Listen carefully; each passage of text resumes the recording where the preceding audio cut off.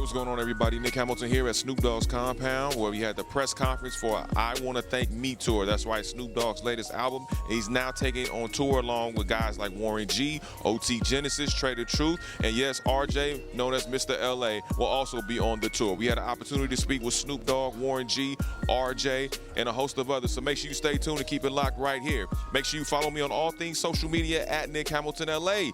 Here we go, y'all. The tour is here.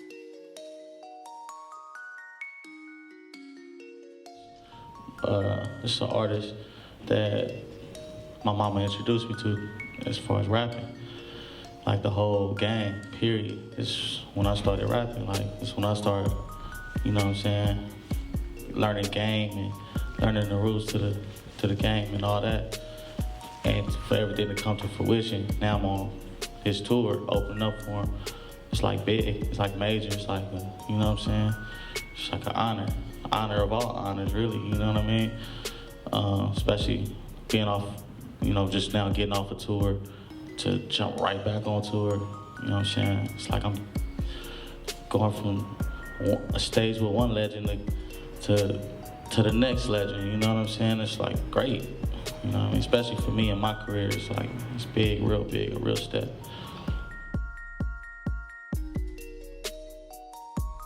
What's going on, Bobby D? Nick Hamilton, Nightfall Media. Want to ask both you gentlemen a question. What does it mean, and what was the process behind composing a tour of this magnitude, having Snoop and Warren G and RJ, and then obviously having OT Genesis and Trader Truth on certain dates? It literally happened in this compound. Snoop we were rapping about his album, how happy he was, the state of mind he was in when he did this album. And I asked him, I said, you want to do a tour? He says, you know, Bobby, in my whole career, I've never done an album tour. And I says, well, we're gonna do an album tour.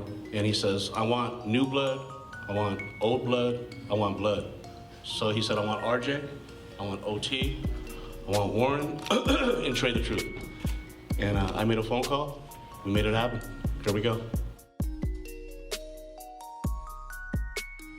Nick Hamilton, Nightfall Media's two-part question. One, what do you want the fans to walk away from this big tour? And two, being that it's the I Wanna Thank Me tour, what are you most thankful for?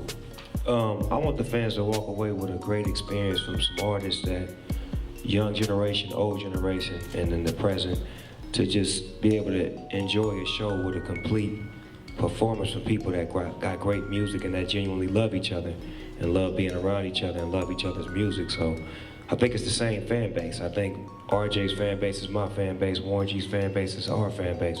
I think it's a culmination of all of our fans being able to have a great time and see us all perform in a loving fashion where we enjoying our music and they can enjoy it as well in a peaceful manner. What I'm most thankful for is to just still be able to make music and to still be able to empower people like RJ and to give him a lane and give him some shine and be able to collaborate with a brother like Bobby D and put some black and brown into this, you know, into this touring business, because a lot of times this industry is shaded to not want us to advance in this industry as far as being just the player. They want us to be the player all the time. But sometimes we want to be the coach and we want to be the owner. So what me and Bobby D did, we formed a company and we came together to give people like RJ the opportunity to perform on big stages and to do things that where he could take his career to another level and get that stamp of approval that he needs. You know what I'm saying? This is what we're supposed to do when we get to a point in our career to be able to go back and let the youngsters go and get their thing on, because it ain't even no competition. Because it's like, I want to see him win, because if he win, we win.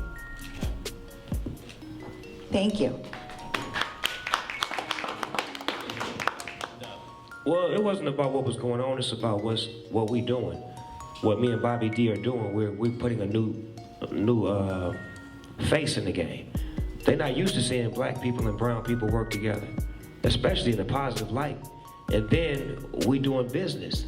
And then we spreading love by putting together great shows and putting people on stage that love to be together. We putting the audiences together of black and brown and white and whatever color you could imagine, and they enjoying themselves. And the system ain't used to that. They used to us just being slaves and being boys all the time. But I'm tired of being a boy. I'm tired of being a hoe. I'm tired of being a slave. And that's just what it is. It's 2020 around the corner, and that's what it's got to be. It's boss up, or boss it over, and that's what it is. We bossing up and we giving opportunity, and we showing people a way, a different way. Not that the agencies are bad. Some of the agents in the agencies are amazing. They are great people, they do great work, but then there's some people in there that has a trained thought of this is the system. It's just like the NFL. You got 32 owners, and all of them don't think like some of the owners think. Like, it's okay to have people to speak their mind and, to speak on personal views. They have a mentality of, nigga, play football and shut up. And that's some of the mentality that some of these agencies and these agents have, and people like me have to rebel and be like, nah, fuck that. Me and Bobby D finna put something together in a real positive business manner to where you can respect Latino, you can respect black people as businessmen and say that, wow, they came together and did something extraordinary. They gave opportunity, they gave back, and they did a great business deal by showing that you can have different faces and different range of where you come from, your background. Business is not based on what your color is, it's based on what your business end is. What up, Snoop? This is Dundee, man, from the radio show also. What up, Doc? What up, man? My question to you, actually, I got two questions for you. Number one, I see you and Bobby have been signing a lot of artists through the Uncle Snoop's Army deal, a lot of independent artists. How have those artists, been brought to your attention? What made you to all sign them?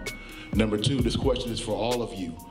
Today is a day that we lay Badass to rest, and I wonder if you guys could shed a little light, maybe a funny story or something on Badass. I'm sure you all got something on him or thought on him as well. Right. What was the first question? Because that second one just hit me in the heart. Yeah, it's all good, man. The first one is that, Uncle Snoop's Army, you guys been signing a lot of artists to Uncle Snoop's Army lately. What make you pick those artists to sign? What did they do to get on, to your attention? I think the artists choosing us. Because you got to look at what's going on. It's an industry out there full of great agencies that's been around for hundreds and hundreds of years. So we can't do nothing but do what we do and present our, hand the best way we can. And then once these artists start to move around and see, how it feels to be with them and then be with us, it only takes one show with us to see exactly how we get out.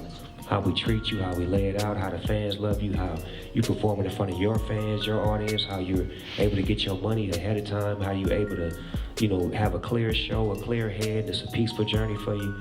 So that's a great situation, knowing that a lot of times these agencies aren't personal with you. You just another nigga, you know what I'm saying? It's not about being personal like we are. We really fuck with the artists that's with us. Like, we treat them as family because that's what we are. We know all of their music, we know their songs. A lot of these agents don't even know one fucking song from their artist. They couldn't even tell you a rap verse from their artist, but that's their favorite client. Or with us, we love your music, we love your catalog, your family, we know who you are, we know your uncles, your aunties. So it's like you coming home when you with us. So it's not a sale, it's just about you wanting to be in an environment that feels comfortable to you. Favorite artist right now in the hip-hop industry? My favorite artist in the hip-hop industry?